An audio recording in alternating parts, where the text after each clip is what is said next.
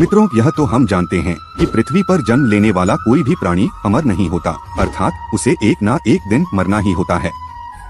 लेकिन क्या आप जानते हैं कि मरने के बाद आत्मा का क्या होता है, या मृत्यु के 24 घंटे के बाद आत्मा अपने घर वापस क्यों आती है और वह कितने दिनों तक अपने घर में रहती है? अगर नहीं जानते तो मैं बता दूं कि इन सभी सवालों का जवाब गरुड़ पुराण में विस्तार से बताया गया है। और आज की इस वीडियो में हम आपको यही बताने जा रहे हैं, तो चलिए वीडियो शुरू करते हैं। नमस्कार श्रोताओं, एक बार फिर से आपका हमारे YouTube चैनल में बहुत बहुत स्वागत है। गरुड़ पुराण में बताया गया है, जब किसी की मृत्यु हो जाती है तो यमराज के दूत उसकी आत्मा को अपने साथ यमलोक ले जाते हैं, जहां उसके पुण्य और पाप कर्म का लेखा जोखा किया जाता है और फिर 24 घंटे के अंदर यमदूत उस प्राणी की आत्मा को वापस उसके घर छोड़ जाते हैं। यमदूत के द्वारा वापस छोड़ जाने के बाद मृतक की आत्मा अपने परिजनों के बीच ही भटकती रहती है और अपने परिजनों को पुकारती रहती है, लेकिन उसकी आवाज कोई नहीं सुनता। यह देख मृतक की आत्मा बेचैन हो जाती है और जोर जोर से चिल्लाने लगती है, तब भी उसकी आवाज को कोई नहीं सुनता। इसके बाद मृतक की आत्मा अपने शरीर में प्रवेश करने की कोशिश करती है, लेकिन यमदूत के पाश में बंधे होने के कारण वह मृत शरीर में प्रवेश नहीं कर पाती है। इसके अलावा गरुड़ पुराण में बताया गया है, किसी की मृत्यु हो जाने पर जब उसके परिजन रोते बिलखते हैं तो यह देख मृत आत्मा दुखी हो जाती है और वह भी रोने लगती है, लेकिन वह कुछ कर नहीं पाती और लाचार होकर अपने जीवन में किए गए कर्मों को याद करके दुखी हो जाती है। गरुड़ पुराण की माने तो जब यमदूत मृतक की आत्मा को उसके परिजनों के बीच छोड़ जाते हैं तो उसके बाद उस आत्मा में इतना बल नहीं रहता कि वह यमलोक की यात्रा तय कर सके। गरुड़ पुराण के अनुसार किसी भी मनुष्य की मृत्यु के बाद जो 10 दिनों तक पिंडदान किया जाता है, उससे उस मृत आत्मा के विभिन्न अंगों की रचना होती है और फिर 11वें और 12वें दिन जो पिंडदान किया जाता है, उससे उस मृतक आत्मा की शरीर रूपी मांस और त्वचा का निर्माण होता है। और जब 13वें दिन तेरही की जाती है और मृतक के नाम से जो पिंडदान किया जाता है, उससे ही वह यमलोक तक की यात्रा तय करती है।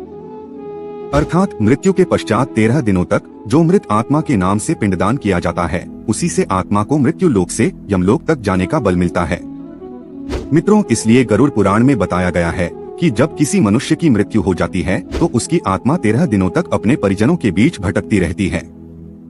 और इसके बाद मृतक की आत्मा मृत्युलोक से यमलोक की सफर पर निकल पड़ती है, जिसे पूरा करने में उसे 1 साल यानी 12 महीने का वक्त लगता है।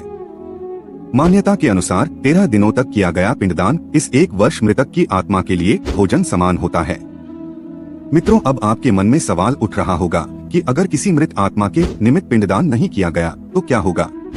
तो मैं आपको बता दूं, इसका भी वर्णन गरुड़ पुराण में विस्तार से किया गया है, जिसके अनुसार जिस मृतक आत्मा के नाम से पिंडदान नहीं किया जाता है, उसे 13वीं के दिन यमदूत जबरदस्ती घसीटते हुए यमलोक ले जाते हैं, जिससे मृत आत्मा को यात्रा के दौरान काफी कष्ट उठाना पड़ता है। इसलिए हिंदू धर्म में हर मृत आत्मा के नियमित 13 दिनों तक पिंडदान किए जाना आवश्यक बताया गया है। इन सब के अलावा गरुड़ पुराण में यह भी बताया गया है कि 13वीं के दिन मृतक के निमित्त परिजनों के द्वारा किया जाने वाला भोज कर्ज लेकर किया जाए तो मृत आत्मा को शांति नहीं मिलती। मृत आत्मा को इन बातों का बड़ा ही कष्ट होता है, मन ही मन सोचता है कि काश मैं अकेले ही कष्ट उठाता।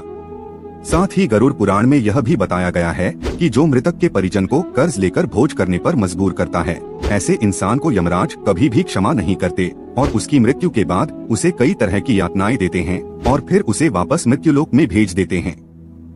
साथ ही गरुड़ पुराण में यह भी बताया गया है कि जो मनुष्य जीवित रहते पुण्य कर्म करता है, उसे यमदूत मृत्यु के 13 दिनों बाद अपने साथ यमलोक ले जाते हैं और ऐसी आत्मा को मृत्युलोक से यमलोक तक जाने वाले मार्ग में किसी भी तरह का कष्ट नहीं भोगना पड़ता। वहीं जो मनुष्य अपने जीवन काल में बुरे कर्म करता है, उसे यमदूत पूरे रास्ते कई तरह की यातनाएं देते हैं, जिससे वह थर थर कांपने लगता है और यमदूतों से बार बार क्षमा मांगता है, लेकिन यमदूत उसे क्षमा नहीं करते। इसके बाद जब पुण्य आत्मा यमलोक पहुंचती है तो यमराज उसे स्वर्ग लोक भेज देते हैं, जबकि पापी आत्मा को उसके द्वारा किए गए बुरे कर्मों की सजा भुगतने के लिए नर्क लोक भेज देते हैं और सजा पूर्ण होने के बाद निम्न योनि में मृत्यु लोक भेज देते हैं। तो मित्रों, उम्मीद करता हूँ कि आपको समझ में आ गया होगा कि आखिर मृत्यु के 24 घंटों के बाद आत्मा अपने घर वापस क्यों आती है। मित्रों, वीडियो अच्छी लगी हो तो लाइक करके हमारे चैनल को सब्सक्राइब कर लीजिए, ताकि ऐसे ही सनातन धर्म से जुड़ी जानकारी आप तक पहुंचती रहे। वीडियो पूरा देखने के लिए आपका बहुत